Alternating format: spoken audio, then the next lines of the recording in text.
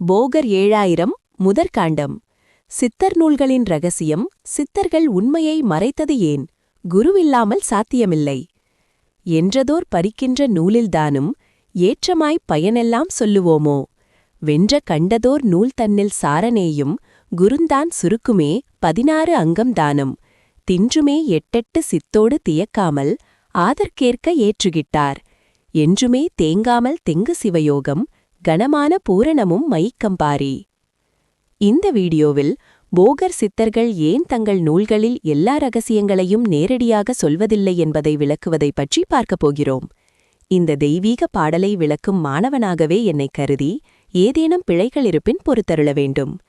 நீங்கள் படிக்கும் சித்தர் நூல்களில் உள்ளவையெல்லாம் உண்மையா அல்லது முக்கியமானவை மறைக்கப்பட்டுள்ளதா? போகரே சொல்லும் பதிலை கேளுங்கள். போகர் இங்கு ஒரு அதிர்ச்சிகரமான உண்மையை உடைக்கிறார்.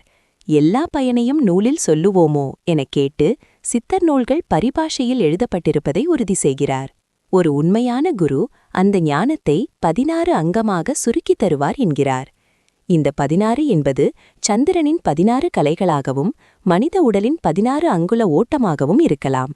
இதை உள்வாங்கி 8 சித்திகளை 64 கலைகளை அடையும் போதுதான் தேக்கமில்லாத சிவயோகம் சித்திக்கும். இது வெறும் புத்தக அறிவு அல்ல, குரு மூலம் பெறப்படும் அனுபவ ஞானம்.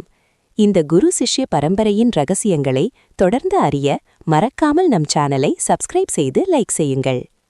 இந்த பாடலின் இறுதி நோக்கம் குருவின் வழிகாட்டுதல் இல்லாமல் சித்தர் நூல்களை படிப்பது முழு பயனையும் தராது என்பதை உணர்த்துவதே. குருவின் துணையுடன் மறைபொருளை உடைத்து சிவயோக பயிற்சியில் தேக்கமின்றி ஈடுபட்டு பூரணம் எனும் பிரபஞ்சத்துடன் ஒன்று கலக்கும் இறைநிலையை அடைவதே சித்தர்களின் பாதை. குருவருள். நன்றி. ஓம் சித்தர்கள் நமக. வாழ்க வளமுடன்.